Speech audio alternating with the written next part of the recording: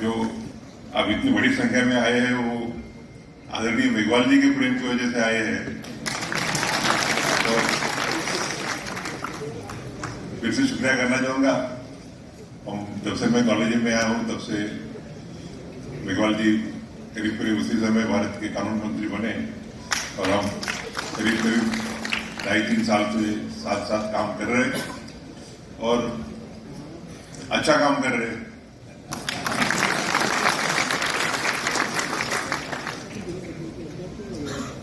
मुझे chief justice of India उनके करीब करीब 3.5 महीने जिस कानून विभाग के मंत्री है तो कॉलेजियम के रिकमेंडेशन पे भारत के शासन ने गवर्नमेंट ऑफ इंडिया ने करीब करीब 70 के अराउंड 70 हाईकोर्ट जजेस अपॉइंट हुए हैं और विष्णु जी के साथ 5 सुप्रीम कोर्ट जजेस हुए और 10 हाईकोर्ट के जजेस हमने अपॉइंट किए। विष्णु जी का मैं खास करके यहाँ उनका अभिनंदन करना चाहूँगा। जैसा कि मेघवाल जी ने कहा कि जो विष्णु समाज जो है वो उसके बारे में तो हम जब से स्कूल में पढ़ते थे तब से सुना है। अमृता देवी की जो कहानी है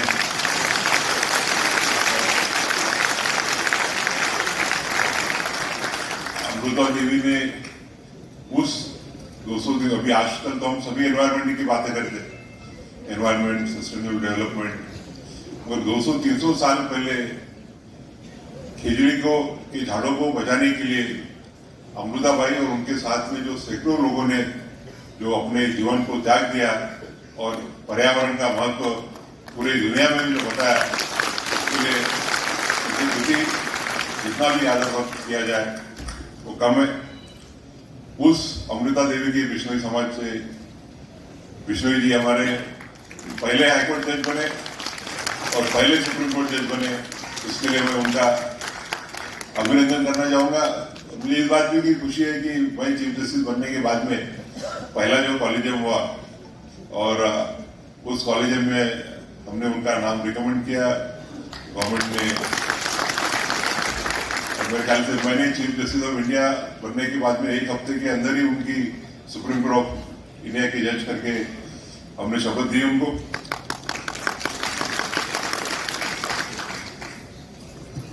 आज जब से मैं चीफ जस्टिस ऑफ इंडिया बना था तब से आदरणीय मेघवाल जी को मैं मेरे बड़े भाई के समान, अभी तक उनकी उम्र मालूम नहीं थी मुझे क्योंकि वो इतने एक्टिव है।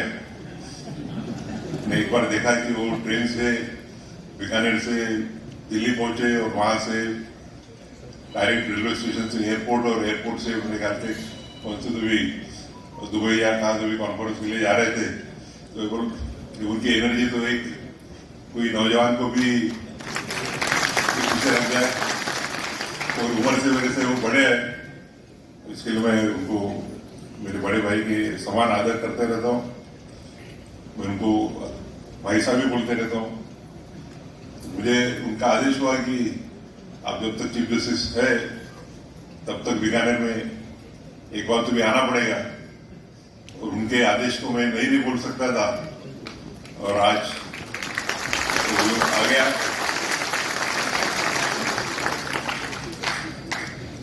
आज इस अवसर पर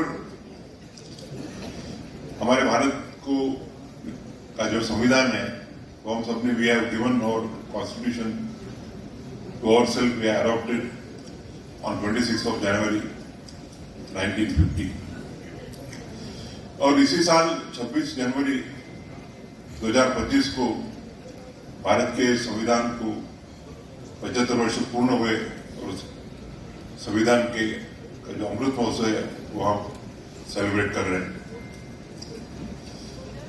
आज जो कुछ भी हम लोग सब है, फिर हमारे जनप्रतिनिधि है या हम जजेस है या हमारे आला अफसर आज बैठे हुए एग्जीक्यूटिव के, we are all because of the constitution. और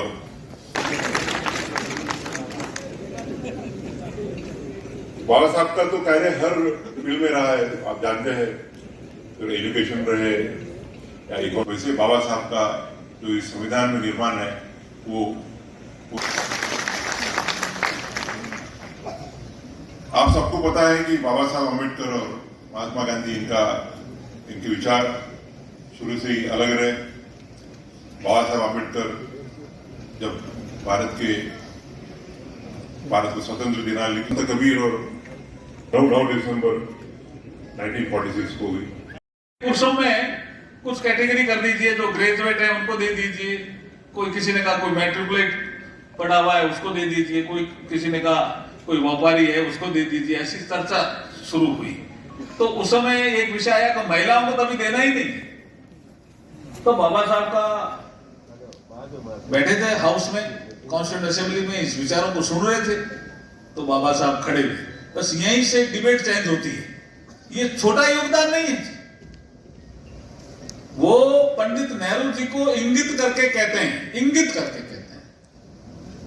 कि आपको जो एशिया और अफ्रीका के देश भारत के आसपास और भारत के बाद आजाद होंगे उनको नेतृत्व तो नहीं देना है क्या? आपको भारत में क्या चल रहा है उसके आधार पर वो देश अपने देश में तय करेंगे संविधान, मताधिकार का अधिकार। तो अगर आपको लीडरशिप लेनी है, भारत को लीडरशिप लेनी है एशिया और अफ्रीका के देशों के लिए, तो अभी मैं कहता हूं सबको मताधिकार दे दीजिए, सबको, चाहे गरीब हो, चाहे अमीर हो, चाहे कोई भी हो, पुरुष हो चाहे महिला हो, सबको दे दीजिए अधिकार। तो किसी ने कहा कि ये क्या कर दिया आपने, ये क्या बोल रहे हैं बाबा साहब? बोला आप पता है डॉक्टर अम्बेडकर, बोला क्या, कि ब्रिटेन में भी महिलाओं को मताधिकार लेट मिला, बोला अमेरिका में भी लेट मिला देश आजाद होने के बाद। यह विषय भी आया। अब मैं बताना चाहता हूं आपको कि अमेरिका 1776 में स्वतंत्रता प्राप्त करने के बावजूद महिलाओं को समान मतदान अधिकार देने में 144 वर्ष 1920 तक, अमेरिका आजाद हुआ 1776 में, महिलाओं को मतदान का अधिकार दिया 1920 में, उसको 144 वर्ष लगे। ये कॉन्स्टिट्यूशन की डिबेट में है। और दोबारा कहा ब्रिटेन में महिलाओं को मताधिकार प्राप्त करने में पहले 100 साल लंबे संघर्ष का सामना करना पड़ा, 100 साल, और फिर उनको मताधिकार मिला। और वो भी 2 पार्ट में मिला, पहले ग्रेजुएट महिलाओं को मिला, फिर दूसरी महिलाओं को मिला। और आप यहां पे सबको एक साथ मताधिकार देना चाहते हैं? अधिकार दे दीजिए, मैं कह रहा हूं। भारत के लोग चाहे गरीब होंगे, चाहे कुछ कम समझते होंगे लोकतंत्र क्या है, हमारे अधिकार क्या है, लेकिन जिस दिन चुनाव होगा उस दिन भारत के लोग सेलिब्रेट करेंगे, जैसे होली सेलिब्रेट करते हैं, जैसे दिवाली सेलिब्रेट करते हैं। लोग हंसे कि ये क्या कर रहे हैं, होली और दिवाली जैसा सेलिब्रेशन होगा चुनाव के दिन। आज मैं देखता हूं जब पंचायत के चुनाव होते हैं, जब एमएलए के चुनाव होते हैं, जब एमपी के चुनाव होते हैं, या कोई और चुनाव होता है, जब महिलाएं सज धज करके आती है, तो मुझे बाबा साहब की वो उक्ति याद आती है कि आप अधिकार दे दीजिए, या महिला हो चाहे पुरुष, एक साथ दे दीजिए। मतदान के दिन अधिकार जब उनको मिला हुआ होगा तो वो होली और दिवाली जैसा एक उत्सव मनाएंगे। तो ये बाबा साहब का सपना था, इसको पूरा किया। फिर 52 से चुनाव हो रहे हैं और चुनाव में भी लोकतंत्र परिपक्व हो रहा है। तो ये जो बाबा साहब की सोच थी कि एक साथ मताधिकार दे दीजिए, इसलिए आज बीकानेर में हम जोरदार ताली बजा करके बाबा साहब के सम्मान में जोरदार ताली बजाइए। एक ऐसा अधिकार हमें वो देंगे। अब एक कॉन्स्टिट्यूशन में एक पिलर उन्होंने कहा कि समानता, स्वतंत्रता और भाईचारा, ये कॉन्स्टिट्यूशन के पिलर है। और आप देखें, और इस विषय में सीजे साहब गाइड करेंगे, जो उनका पहला भाषण है, किस तरह से हम कॉन्स्टिट्यूशन असेंबली में बैठे थे। तो ऐसे हमारे बाबा साहब, जिनका सोच इतना विस्तृत इसलिए था कि उनकी कुछ पढ़ाई के अगर आंकड़े आप देखेंगे तो आपको लगेगा कि कितने बड़े विद्वान थे। विश्वविद्यालय से न्यूयॉर्क के और वो पहले दलित छात्र थे, बाहर जाने वाले, इस देश से बाहर जाने वाले पहले दलित छात्र थे। 1915 में एंशिएंट इंडियन कॉमर्स, ये एंशिएंट इंडियन कॉमर्स क्या होती है, उस पे उन्होंने शोध पत्र जारी किया। कुछ लोग कहते हैं ना कि बाबा साहब ने तो खाली दलितों की बात की, ये पहला शोध पत्र है 1915 का, जिसमें उन्होंने कहा कि एंशिएंट इंडियन कॉमर्स हमारा बहुत आगे बढ़ा हुआ था, हम पूरे संसार में एक्सपोर्ट करते थे। ये इस तरह का शोध पत्र उन्होंने और एमए की डिग्री प्राप्त की। 1916 में उन्होंने एक और पीएचडी की डिग्री प्राप्त की, जिसका सब्जेक्ट था the national dividend of India, a historical and analytical study. अब आप देखिए, ये क्या दलितों का ही सब्जेक्ट था क्या? इसलिए कुछ लोग बाबा साहब को खाली दलित नेता, संविधान के रचयिता यहां तक सीमित करते हैं। मैं थोड़ा इसको आगे बढ़ाना चाहता हूं कि वो हर विषय के जानकार थे, इसलिए वो उतना बड़ा कंट्रीब्यूशन संविधान सभा में कर गए। तो ये विषय भी, उसमें भी उनको पीएचडी मिली। फिर 1920 में एक और उनका ग्रंथ आया जिसका नाम है provincial decentralisation of imperial finance in British India. ये जो संघवाद जिसकी चर्चा आप कर रहे हैं, इस पर फिर एक पुस्तक भी है, अगर मैं गलत नहीं हूं तो 1925 में ही वो प्रकाशित हुई थी, उसके 100 साल हो गए। बहुत फेमस बुक थी ये जी, कि ये provincial decentralisation of imperial finance in British India, 100 साल हो गए, आज भी वो प्रासंगिक है।